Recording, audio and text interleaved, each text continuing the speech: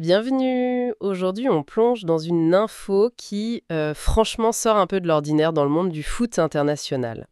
On est en pleine période de matchs amicaux de novembre, hein, c'est un moment important pour les sélections, on le sait. Et là, tenez-vous bien, le Sénégal aurait dit non à une proposition de match amical contre l'Argentine. Oui, l'Argentine. C'est quand même pas banal comme refus, une affiche potentielle entre, bon, disons deux très grosses équipes sur leurs continents respectifs. Ça mérite qu'on s'y arrête, non? Ah oui, tout à fait. Ce qui frappe d'emblée, c'est le contraste, en fait. D'un côté, tu as l'opportunité de jouer contre une équipe comme l'Argentine. C'est souvent ce que les équipes recherchent, hein, pour le prestige, le défi sportif, la visibilité, tout ça. Et de l'autre, un refus. Donc forcément, ça intrigue. Ça laisse penser qu'il y a d'autres choses en jeu que juste la logique de jouer contre les meilleurs. Exactement. Et c'est là qu'on veut aller. On va pas spéculer sur les raisons précises, hein, la source ne les donne pas, ce serait risqué. Notre but ici, c'est plutôt de comprendre ce qu'une telle décision, refuser une grosse affiche et, point important, chercher activement un autre adversaire, ce que ça peut nous dire sur le fonctionnement, les priorités, les défis d'une équipe nationale de haut niveau aujourd'hui. Oui, c'est la bonne approche. Le fait brut, il est simple. Proposition argentine, refus sénégalais et recherche d'une alternative par le Sénégal. C'est ce schéma-là, en fait, qui est potentiellement riche d'enseignements. Ça nous montre la complexité derrière l'organisation de ces matchs internationaux. On est loin du simple coup de fil pour caler un match, quoi. Alors justement, entrons dans le vif du sujet. Pourquoi ces matchs amicaux, comme ceux de novembre, là, ils sont si importants? On pourrait se dire, bon, c'est juste des matchs sans enjeu comptable direct, hein. Ben oui, c'est une perception assez courante. Mais en réalité, ces fenêtres internationales de la FIFA, elles sont cruciales. Pour un sélectionneur, c'est souvent le seul moment où il peut avoir tous ses joueurs, qui viennent de championnats différents, de pays différents, parfois continents différents. Ce temps-là, il est hyper précieux pour travailler la cohésion, pour tester des tactiques, intégrer des nouveaux, relancer des anciens. Ah oui, donc c'est bien plus qu'une simple répétition générale, en fait, hein. Ah, beaucoup plus. C'est un vrai laboratoire. Vous pouvez vouloir tester votre défense contre une attaque rapide, par exemple, ou voir comment le milieu réagit à un gros pressing. Du coup, le choix de l'adversaire, il devient super stratégique. On ne cherche pas forcément le plus fort sur le papier, mais celui qui va poser le bon problème, quoi. Celui qui correspond au scénario qu'on veut préparer. D'accord. Et au-delà du sportif pur, de la tactique? Alors, il y a d'autres dimensions, bien sûr. Ces matchs comptent pour le classement FIFA. Et ça peut être super important pour les tirages au sort des grandes compétitions. Il y a aussi parfois un aspect financier, faut pas l'oublier. Droits TV, sponsors, la billetterie pour le pays qui reçoit, même si ça varie énormément. Et puis oui, le prestige, la confiance que tu gagnes si tu fais un bon match contre une grande nation. C'est un mélange de tout ça. Tout ça rend le refus d'une équipe comme l'Argentine encore plus intéressant à décortiquer. Si ça sert aussi le prestige, le classement, pourquoi dire non? Et c'est là qu'intervient la notion de priorité. Et de contrainte aussi. Le prestige, c'est une chose, mais la pertinence pour la préparation, c'en est une autre. Peut-être que le staff sénégalais, ils avaient un plan de travail hyper précis pour novembre, axé sur des points spécifiques, et que pour ça, jouer l'Argentine, c'était pas l'idéal à ce moment-là.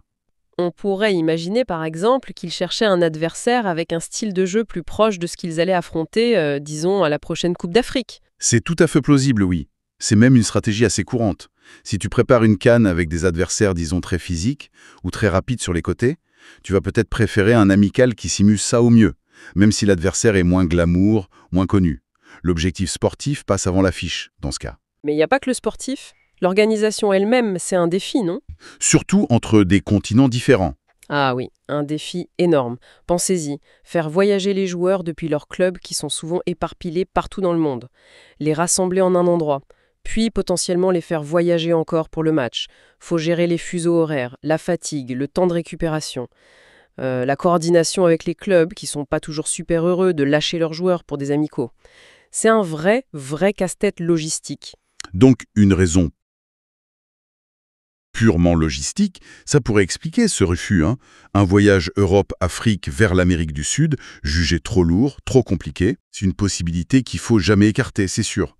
Organiser un match entre, disons, l'Afrique de l'Ouest et l'Amérique du Sud, ça demande une planification au cordeau, et ça a un coût aussi. Si les conditions proposées, la date exacte, le lieu, qui paie quoi si ça convenait pas, ou si c'était trop juste niveau timing par rapport au calendrier du Sénégal, à la récup des joueurs, ça peut devenir un obstacle rédhibitoire.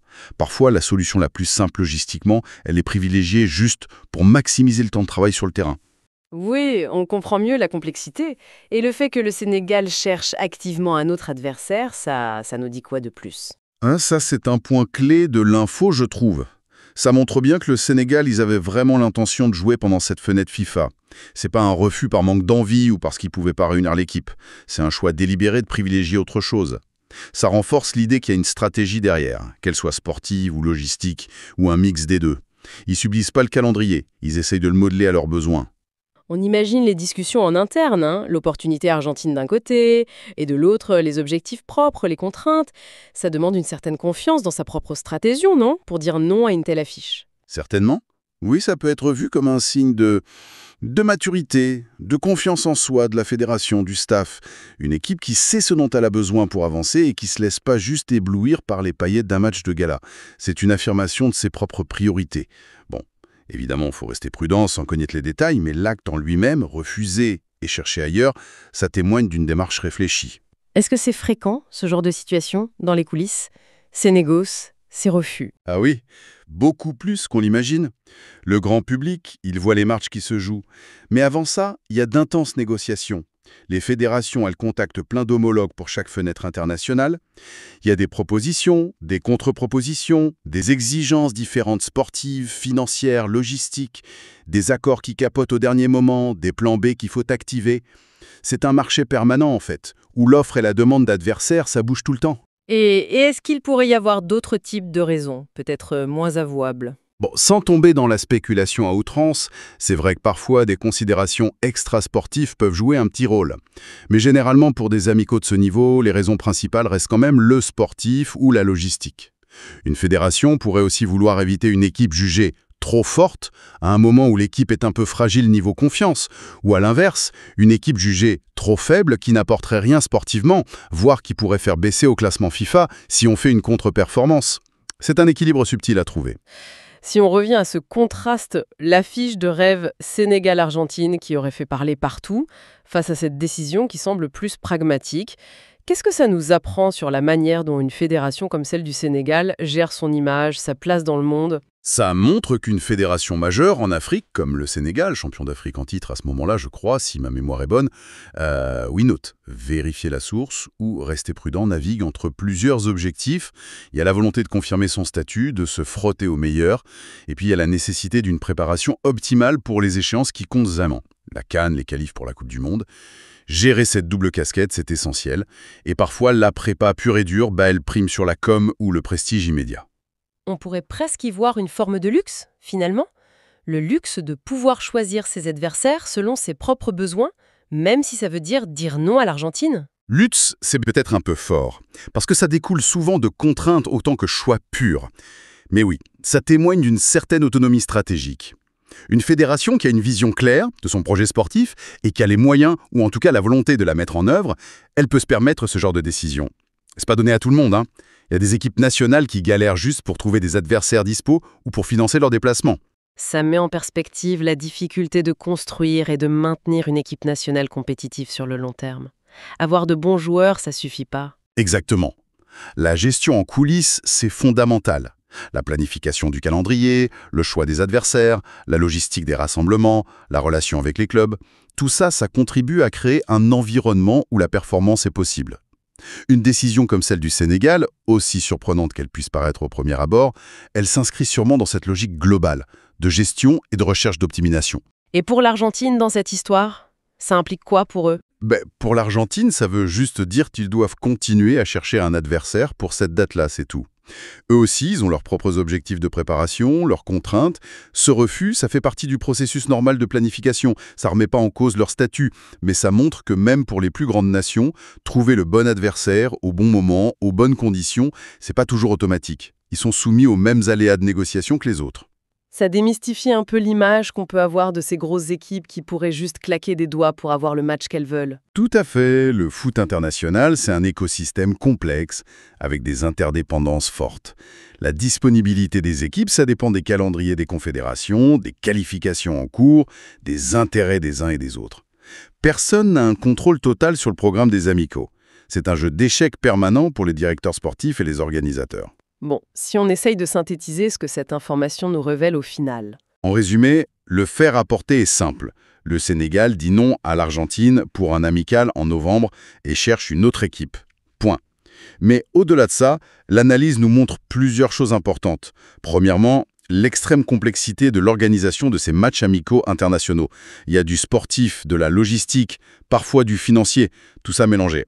Deuxièmement, que le choix des adversaires est souvent guidé par des stratégies de préparation très spécifiques et que ces stratégies peuvent passer avant le prestige de l'affiche. Troisièmement, que le fait de chercher activement une autre option, ça montre une démarche proactive, planifiée du Sénégal. Ils veulent optimiser cette fenêtre FIFA selon leurs besoins. Et enfin, ça illustre la maturité, l'autonomie stratégique que certaines fédérations peuvent atteindre. Elles sont capables de prendre des décisions qui affirment leurs priorités, même face à des propositions alléchantes. C'est une petite illustration de la réelle politique du foot de sélection, quoi. Alors, qu'est-ce que le passionné de foot peut retenir de tout ça au-delà de cette anecdote sénégalo-argentine? Je pense que ça invite à regarder les matchs internationaux avec un œil un peu différent.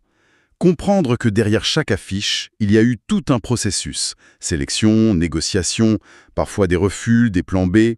Ces choix en amont, on ne les voit pas, mais ils façonnent la préparation et, potentiellement, la performance des équipes. Une simple info sur un match amical refusé, ça nous rappelle que le sport de haut niveau, c'est une machine complexe où la stratégie et la logistique jouent un rôle aussi crucial que la tactique sur le terrain. Oui, ça donne une profondeur différente à la lecture du calendrier international. Chaque match qu'on voit annoncé, c'est le résultat d'un alignement de planètes parfois. Assez improbable. Précisément. Et ça soulève une question plus large, peut-être une réflexion à emporter. Dans ce monde du foot, où l'image, le prestige, l'exposition médiatique semblent parfois tout emporter, comment une fédération nationale trouve-t-elle le juste équilibre entre la nécessité de se préparer au mieux sur le plan purement sportif et l'opportunité, voire la pression, de jouer des matchs de gala? Quelle est la part du pragmatisme nécessaire et celle du rêve recherché dans la construction du parcours d'une équipe nationale vers les sommets? C'est un débat permanent, je crois, au cœur de la stratégie des sélections.